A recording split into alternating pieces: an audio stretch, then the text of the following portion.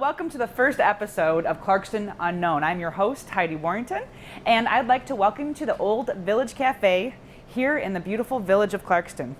Today I'll be interviewing Shaun Hayes. He is the Executive Director of the Clarkston Chamber of Commerce. We're going to have a conversation about what's going on right here in the second shutdown of our pandemic, where we're moving through the holidays, and what are our next steps to support.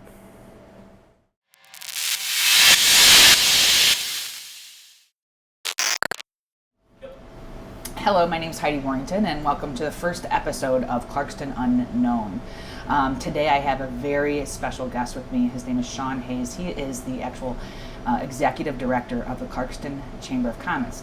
Now, coincidentally, here we are. We're sitting in a closed down restaurant because yet again we are shut down. I'm going to be talking with Shaun a little bit about how is this affecting the entire Chamber of Commerce and for the last year, basically. So up until the last 6-7 months, we were enjoying ourselves, had a beautiful taste of Clarkston.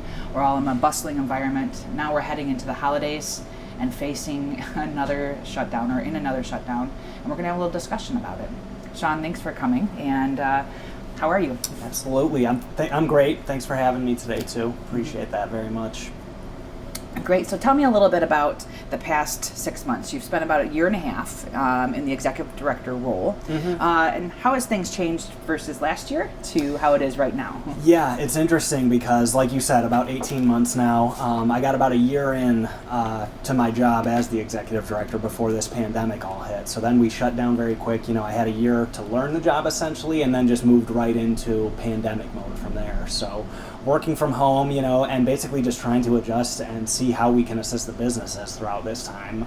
Because usually the big thing that people know us for is large public gatherings, networking events, or events like Taste of Clarkston, like concerts in the park. So just kind of shifting course to how do we help individual businesses now, because everybody had different needs over the past 6 or 7 months.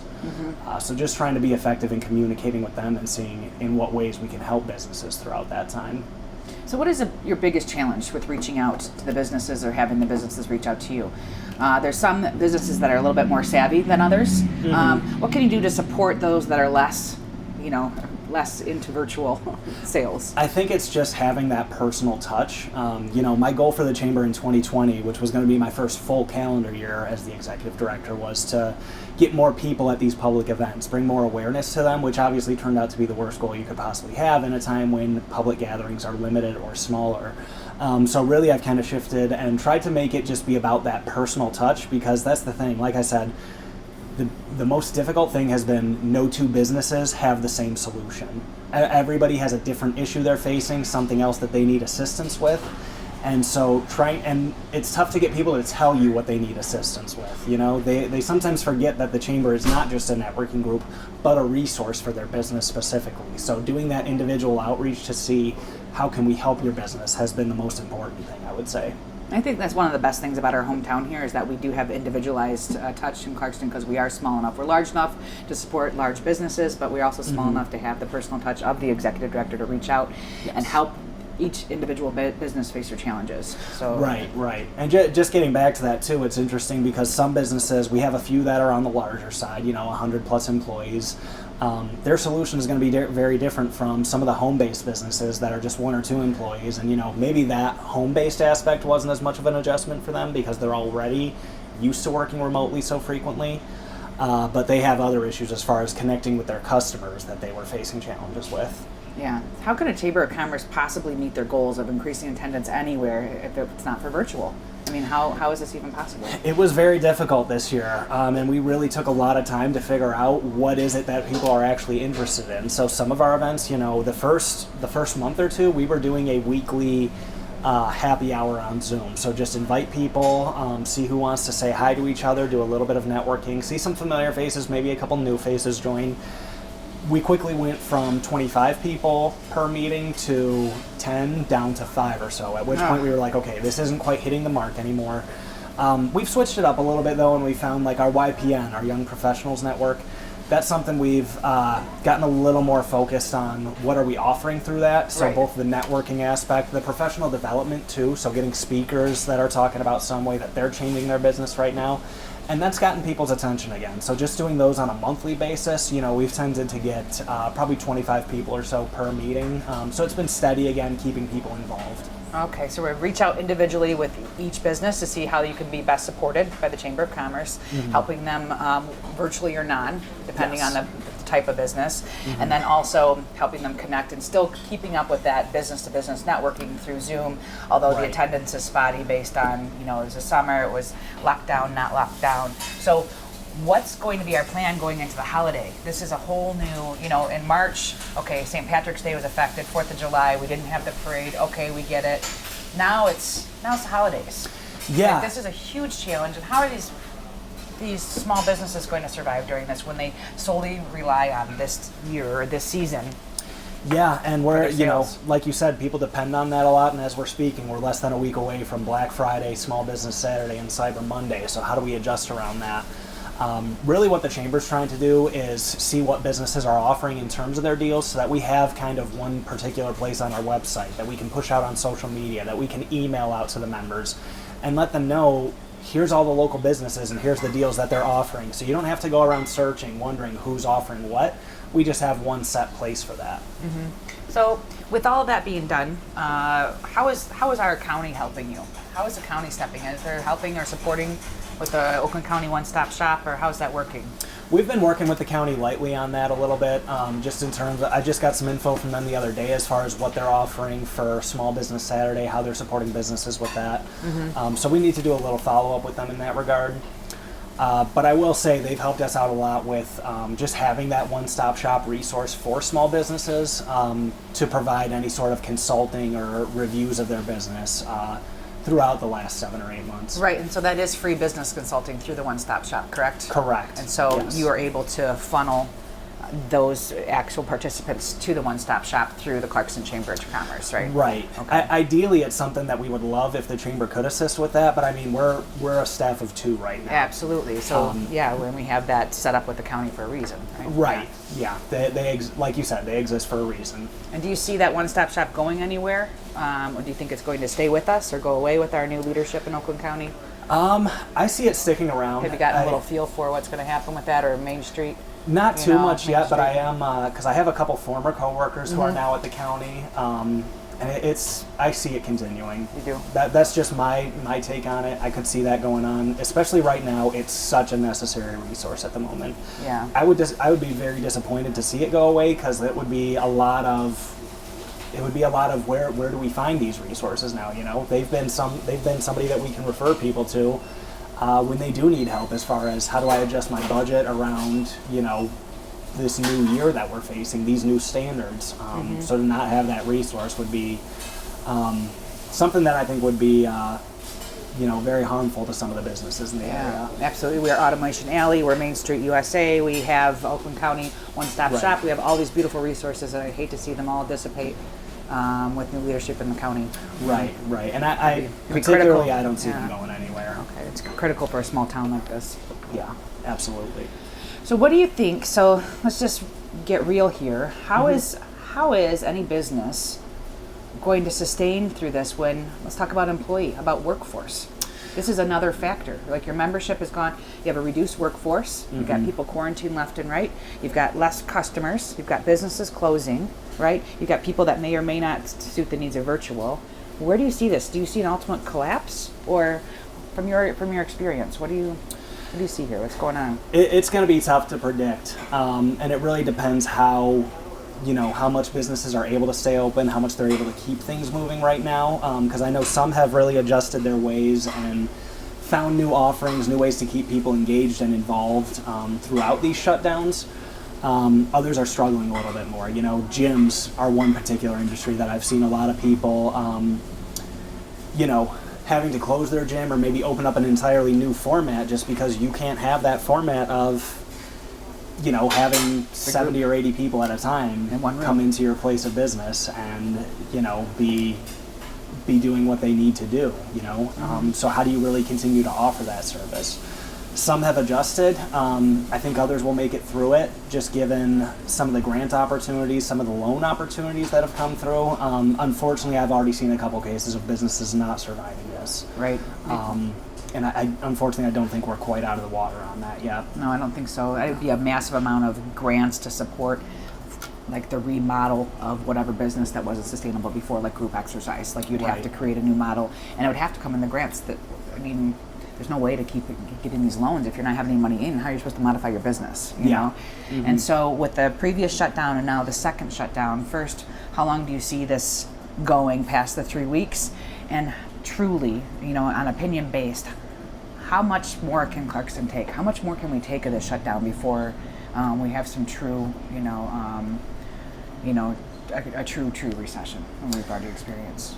It's an interesting question. As far as the first part of, do I see the initial shutdown ending on December 8th? No, not at all. Mm-hmm. And I think it's the same as what we saw last time in March and April. Those first round of shutdowns, it always got extended a couple weeks out beyond that.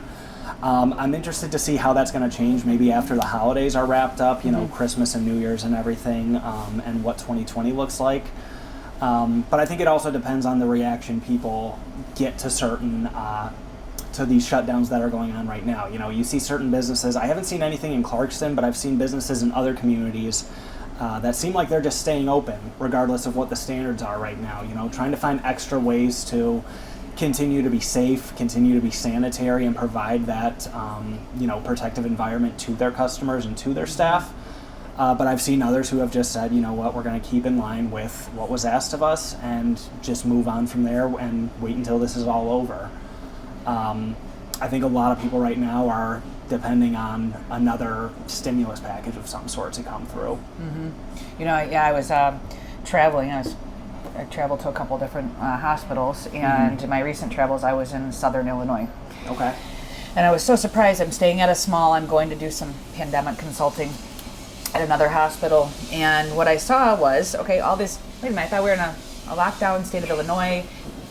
Cases are rising. That's why I traveled down there to help them get organized. They didn't see it wave one like we did, so it's the equivalent of their wave one, so I was going to help them sort it out. However, with all on the rise, people are just freaking out. I'm going into the my hotel, and then right next to is a full bustling Applebee's. Wow. Right, and so I'm like, okay, so my intention is to go get carry out, right, because that's what we do right now. However, they're like, come in, sit down, blah blah blah. The actual mayor of that town actually said, we are not going to follow this, the governor of Illinois. So, and they did that only to keep their business survive, to keep them, survivable. And then, I guess basically Applebee's filed a corporate lawsuit with, a federal lawsuit. Wow. Yeah, to say, hey, we're going to be allowed to stay open. We are a national company versus a statewide company. And I was absolutely, so small towns are actually taking that on. And the police force was not going to enforce anything. They were actually going to refer anybody that was open to the health department, to public health, versus anything that would be a legal issue, you know? And so you've seen basically communities throughout the country that have just bucked the system and say, hey, we're not going to do this. It's just killing the economy.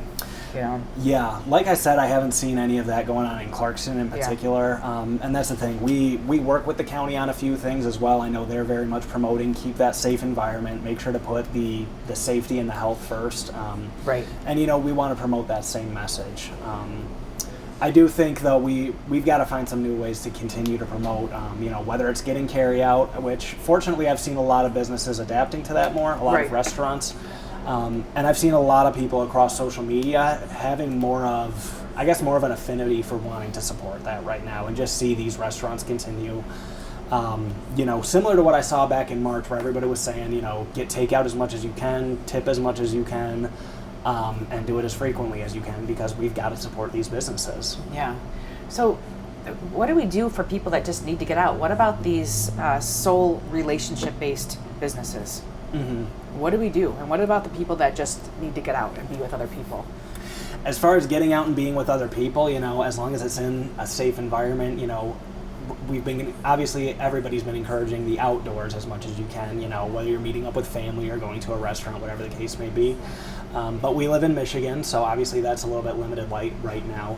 I am glad to see a lot more of the businesses that are offering the tent option and everything. I know 15th Street Tavern up M15 has a great outdoor heated tent. Obviously the one going up on Church Street here in downtown Clarkston.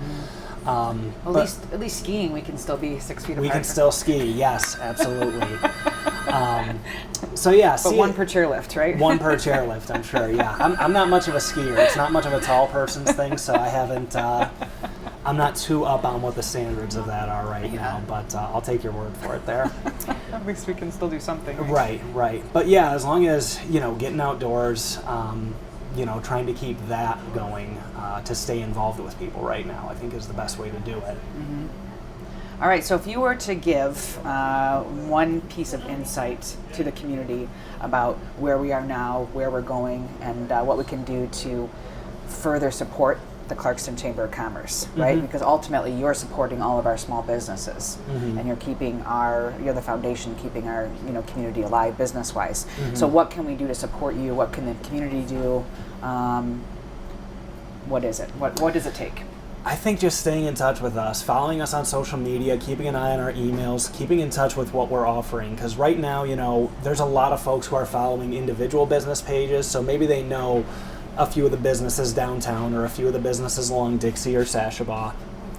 But at the end of the day, we're kind of a resource for all of those. So we're trying to promote everybody's deals, everybody's news, what they have going on, whether it's deals they're offering for Small Business Saturday coming up or whether they're doing some type of charitable drive, collecting cans. We had somebody the other day that's collecting toilet paper to donate to other organizations right now. So, and we're trying to be a resource for all that. So just keeping the community informed of what's available to them, whether they're looking to support the community at large or just local businesses in general.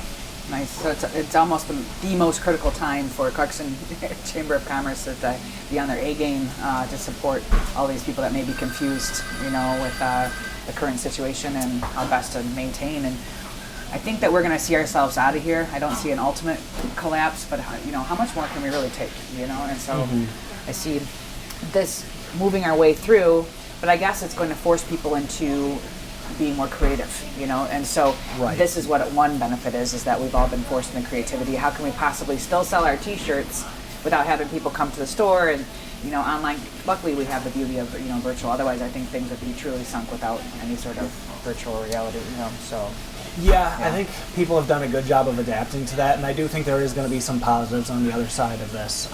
We were talking a little bit earlier about Taste of Clarkston Restaurant Week, how we adapted that from this in-person event that let's talk about that. This bustling, beautiful festival went to a week of visits. So typically it's one day, 25 restaurants, 30 plus exhibitors, bands and everything, and we've got over 10,000 people filtering in and out of Main Street. Obviously with this year's standards, that just could not happen. Right. So what we ended up doing was Taste of Clarkston Restaurant Week. We just encouraged the different member restaurants to offer some sort of deal, discount, maybe an exclusive item for the week. Just a new way to get people into their shop, into their restaurant to support the local businesses. So it was interesting because we did have a few restaurants that said, obviously you cannot match what Taste of Clarkston is. That's one of the biggest events our community does. Yeah. But they were still happy that we very much happy that we put it on, that we allowed something to keep the community involved.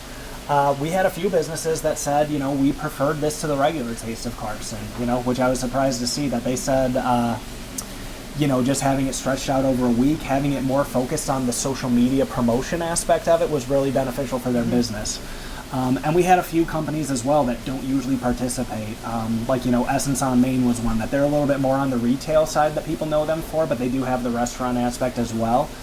So getting them to participate, They've made a huge rise during this, I've noticed, with the carry-out. Like, nobody really knew they had sandwiches, and then all of a sudden they had these, and it was just amazing. And they did, but it became more of a community presence when they, stepped up and did a lot of carry-out, which was... Absolutely, and I think just opportunities like that have opened up some new doors for people, and they're going to open up some new doors for us, too, as far as how we build on these events in the future.